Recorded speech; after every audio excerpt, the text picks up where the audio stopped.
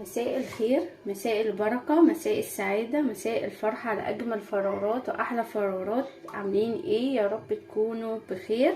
النهاردة بقى جايين بوصفة حلوة خالص، أول مرة هنعملها على القناة، بس وصفة لذيذة، وصفة حلوة خالص بناكلها في أفخم مطاعم، وإن شاء الله هنعملها في البيت بطريقة سهلة وبسيطة خالص في أبسط ما يمكن. يلا بينا هنقول الوصفة إيه، بس قبل ما نبدأ احب ان انت تدعميني لايك واشتراك، ولو انت لسه ما اشتركتيش انزلي حالا اشتركي، دوسي على الاشتراك وفعلي زر الجرس علشان خاطر يوصلك كل جديد. يلا بينا نبدأ. احنا معانا ايه النهاردة؟ وصفة الجديدة بتاعتنا معانا شوربة سيفود. شايفين شوربة سيفود؟ معانا بلح البحر اهو، معانا كابوريا، معانا صبيط، تمام، معانا قطع من البانيه اهي، فين قطع من البانيه؟ وادي قطع من البانيه اهي، قطع من البانيه، ومعانا برضو جمبري، قطع من الجمبري، حاجات بسيطه، جمبري مش كتير، جمبري تمام. لا ده مفهوش جمبري، في بس بلح البحر، وفي كابوريا، وفي قطع من البانيه، وفي كاري ماري، تمام. هنعمل شوربة السيفود سهلة وبسيطة بطريقة أبسط ما يمكن. ده كيس جاهز من السوبر ماركت اهو، تمام. وادي بلح البحر اهي، بصوا بلح البحر اهو، تمام. معانا هنا المقادير بتاعتنا ايه؟ معايا توم انا حطاله، كمون وكزبره وتوابل سمك وملح، ومعايا بصلايه مقطعاها مفروم ناعم، ومعايا 3 معالق دقيق، ومعايا نص كوبايه لبن، بس انا لسه هكمل النص كوبايه، هغلي اللبن واحط نص كوبايه لحد ما هبدا اعمل الحاجه اكون انا عملت اللبن، غليت اللبن. يلا بينا نشوف شوربه السيفود هنعملها ازاي بطريقه سهله وبسيطه خالص، ابسط ما يمكن. يلا بينا.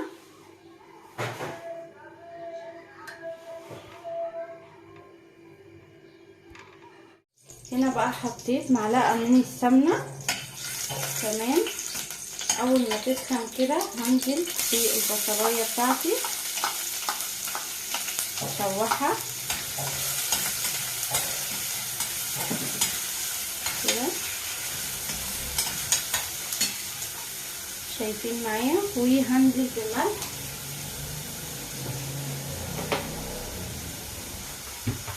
حاجه بسيطه خالص علشان التومه بتاعتي فيها ملح، وهبدا اشوح البصلايه. اول ما تدبل معايا هنزل بالتومه، تمام.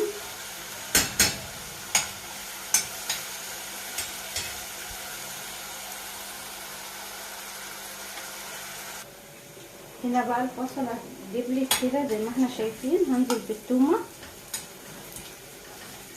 وهبدا برضو اشوح فيها. الطريقه دي حلوه خالص، هتطلع معاكي شوربه السيفود زي افخم مطاعم ويمكن كمان احسن، تمام. حطيت كده التومه، اول ما تشم ريحه التوم مع البصل هنبدا ننزل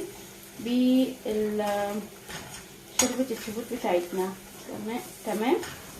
هي بلح البحر والكابوريا وسمك البانيه والكاريميري او السبيط.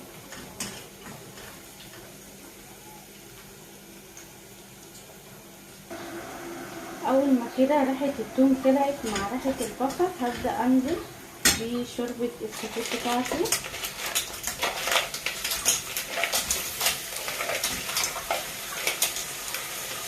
واهم حاجه تغسلوها كويس علشان بيبقى فيه رمره في بلح البحر، تمام.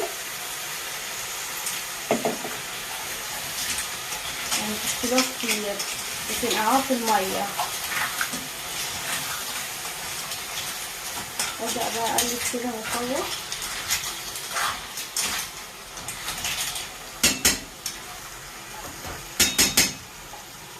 واسيبه شويه كده مع التقليب، وبعد كده هنزل بميه سخنه. ومعايا بقى هنا بعد ما قلبت فيه شويه معايا شويه بقدونس. تمام. ولو عندك شبك حطي، عندك كرات حطي، بيدي ريحه حلوه خالص وطعم حلو خالص كده اهو.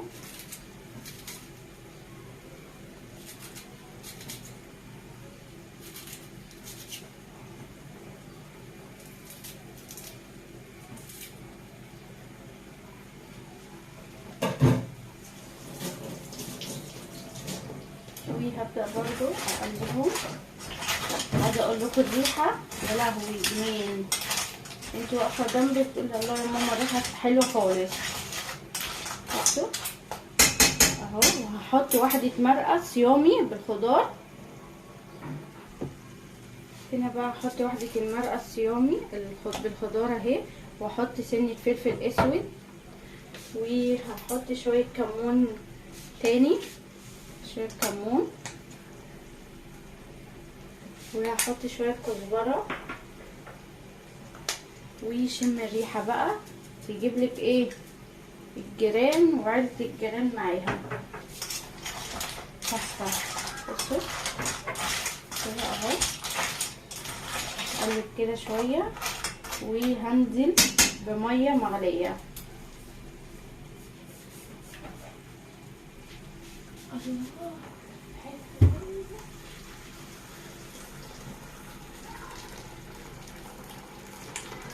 لو انت بقى عندك بقى شوربة جمبري انزلي بشوربة الجمبري روعة.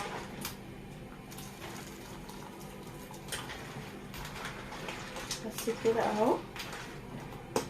بصوا حكاية. هخليها تاخد غلوتين وهنشوف تاني مع بعض هنعمل ايه. شايفين الشكل ولا الريحة؟ روعة روعة بجد. تعالوا بقى هنا شوربة السفود اهي. بصوا خلاص هي استوت. هبدأ بقى ايه احط الدقيق واللبن. معايا نص كوباية اللبن اهي، معايا 3 معالق من الدقيق اهو. هقلبهم. لازم اللبن يبقى بارد، ولازم تقلبيه كويس لحد لما ما تلاقيش فيه تكتلات. تمام. هقلبها كده كويس.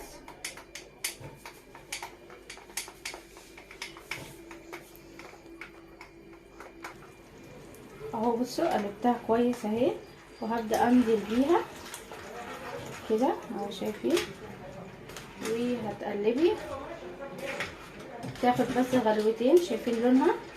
ولو حابه كريمه بقى بتحطي كريمه، لكن انا بقى ايه يعني استكفيت بس باللبن والدقيق. هي هيدهني كريمه بالظبط زيها زي الكريمه. بصوا هقلب فيها كده شويه ايدك فيها علشان شايفين هتبدا تتقل. عايزه اقول لكم والله بجد ريحتها يا لهوي تحفه.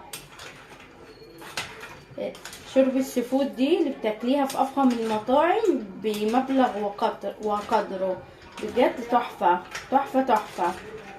اهي بصوا اول ما هتاخد غلوه كده. بصوا بدات تتقل ازاي اهي. هتاخد غلوه واحده وهطفي عليها وهنغرفها مع بعض ونشوفها. يلا يا حبايب قلبي بقى هنغرف شوربه السفود البيضه التحفه. بصوا شايفين معايا روعه.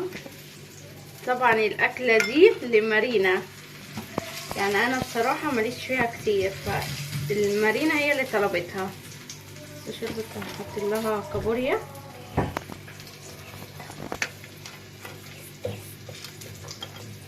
تمام. لها ميه، وهي بتحب بلح البحر بتحبه، يعني هي فيها كل حاجه وكريميري وفيها كل حاجه. تمام اهي.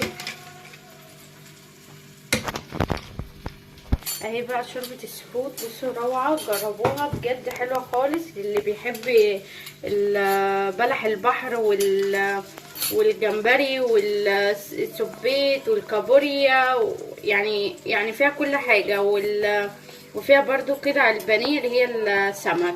تمام. بتمنى يا رب الفيديو يعجبكم. اهي بصوا بجد روعه حلوه خالص. عملناها بمقادير سهله وبسيطه. لو مش عندك كريمه ممكن تحطي اللبن ومعلقتين دقيق وتقلبيهم، وكمان ممكن تضيفي كمان معلقه صغيره من القشطه مع اللبن والدقيق، وهتبقى بديل الكريمه. بتمنى يا رب الفيديو يعجبكم. ما تنسوش حبايب قلبي اللايكات، وما تنسوش لو انتي مش مشتركه تشتركي في القناه، وقال لكم باي باي.